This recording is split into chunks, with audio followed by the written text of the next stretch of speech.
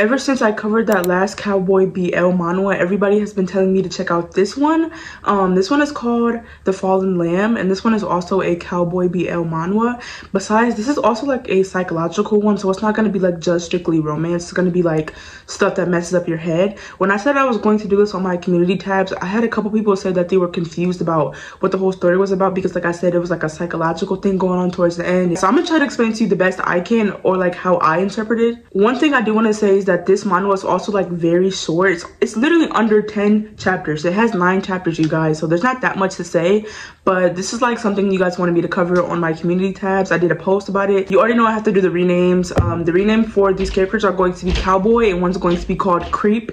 So basically the story starts off with Cowboy getting a gig, and the person that's recommending him this gig is like, not a lot of people survive this gig. They always like come back early, or like they can't do it. So when he goes to the person who's offering this gig, the person explains what he has to do, and basically what he has to do is he has to go to this farm and he has to watch over these animals for 3 months, and he only is given one rule, which is trust nothing except the sheep, y'all. He literally cannot. So basically he's going to this farm, he has to watch these animals for 3 months, and he can't interact with anything else besides the sheep. So when he pulls up to the farm, you know, he starts his little gig. He's protecting the sheep, he's feeding the sheep, he's fending for himself at this farm. Like nothing's happening so far, and then 1 month goes by. After 1 month, he starts hearing bits and noises in the far distance, and one night he hears like a loud noise, and he goes to see where is this coming from.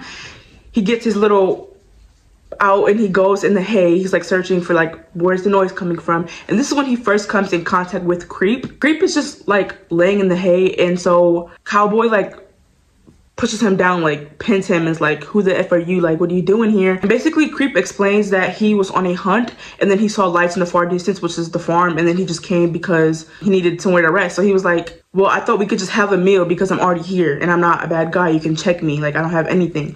And Cowboy like agrees. He's like, okay, yeah, we can have a meal together. Obviously during the dinner, during the meal, they have like a chat, they talk about themselves, and for me, I can feel the tension's kind of crazy just from the beginning. But after this day, after they had their little meal and they had their little chat, Creep would come visit Cowboy very often, and every time he would come visit Cowboy, it would be like in the middle of the day. But this is something that Cowboy notes, that he's always coming in the middle of the day. And I know that the person gave Cowboy the instructions to not talk to anybody, but at this point Cowboy was just happy that he had somebody to talk to, because he's been there for a whole month by himself, and he kind of was like losing his mind that he was by himself. So he was like, okay, one person won't hurt. And like I said, since they started hanging out more, and since I said that Creep was a hunter, Creep started teaching Cowboy how to hunt other animals besides the sheep. Obviously he can hurt the sheep, and Creep is really good at hunting these animals. But one thing I do notice is that when Creep gets around all the sheep, and the sheep start like looking at him weird and start running away.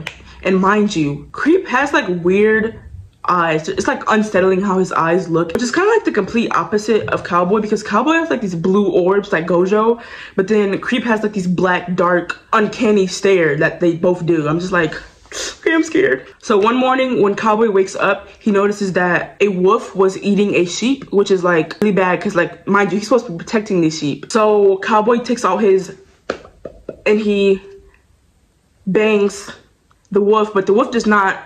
The wolf is just injured. The next time Cowboy sees Creep, Creep is also injured too. And then Creep is like, well, can I just stay over with you because my leg is wounded, so can I just spend the night? And Cowboy's like, yeah, you can spend the night. And so while Creep is spending the night, Cowboy just like tells him that like one of my sheep was like gone. That's not supposed to happen. My mission is to protect the sheep.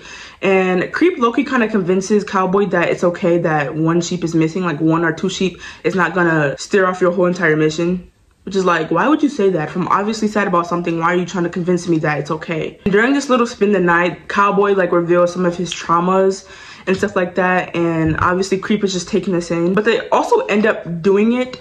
And after this night and this little incident, they just get way more closer, way more affectionate. Like they're hugging on each other. They're kind of like boyfriends at this point, but it's not like an official title. They're just like on each other and talking to each other way more. And one day they also talk about their types, like what type of partner they'll be interested into. And after Creep reveals like the type of person he will be into, like Cowboy starts to like say like, that's like me. Like I could be that person for you. I could be devoted for you. And then Creep is like, okay, if you can be devoted for me, why don't you get your, and I want you to take out one of your sheeps that you're supposed to be protecting. I want you to mess up your mission for me. But guess what? Cowboy does it. I guess he's like really devoted and really likes Creep because he did it. And that's like what he's not supposed to be doing. But Creep is just like really happy by this that somebody's actually devoted to him, and he's like, I didn't really think you cared about me like that, but now that you care about me like that, I'm finna give you some boom boom. And that's what they do. They do it again. Now Creep keeps telling Cowboy how he likes him so much. Like, he's just embedding this into his head. I like you so much. I like you so much. I like you so much. But now Cowboy's kind of like understanding like something's kind of wrong about this. Something feels wrong. Something feels dark about you. And Cowboy even says it feels like sometimes he can read my mind. And at this point, I would have been left the farm if somebody was reading my mind, trying to get in my boom boom. I guess Cowboy likes this because one morning, Creep goes off to go buy some ammo, and he ends up leaving for like a whole month. And Cowboy's like, okay, I've come with terms that I feel like I need Creep. Like, I need Creep. Like, now it's like, I don't want to live without Creep.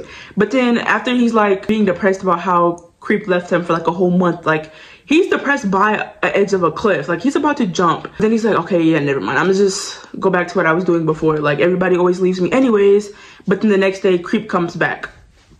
After a whole, I gave you some poom poom, you left for a month, and now you came back. Okay. After they have like a little chat about like where Creep has been, why did he leave him, Creep was like, I was actually gonna give you up. Like, I was gonna move on and just like leave and be gone for good. And they promise each other that whatever happens in the future, they won't be scared.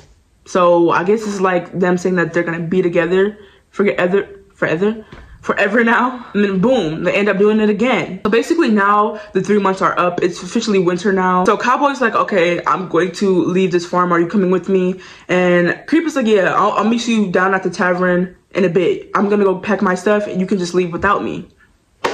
Okay, so when Cowboy goes to the person who gave him the mission, he's like, okay, yeah, I watched the sheep for 3 months. And he like slips up and confesses that he had a friend. He was talking to somebody the whole entire time. And the person that gave him the mission gets so mad. He's like, what do you mean you were talking to somebody? Like, your whole mission was to not trust anybody besides the sheep. Like, go back right now. And guess what? When Cowboy goes back to the scenery, all the sheep are,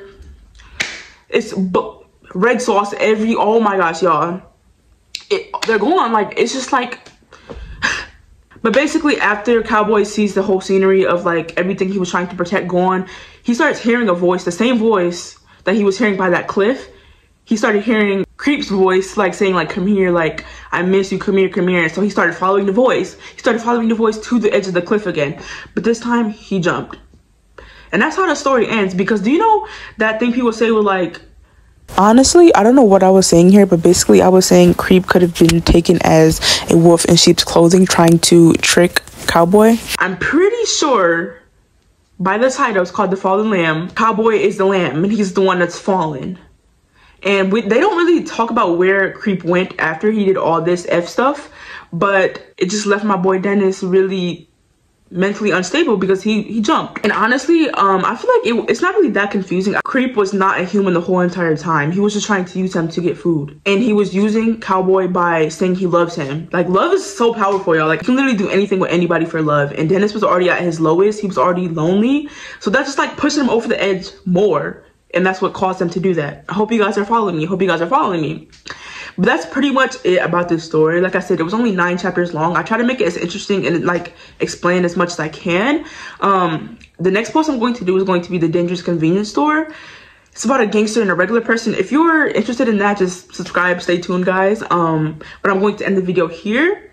Thank you guys so much for watching. I feel like this is, I don't know if it's better than the other cowboy story, but it has me thinking way more. But yeah, thank you guys so much for watching, and I'll see you in the next video.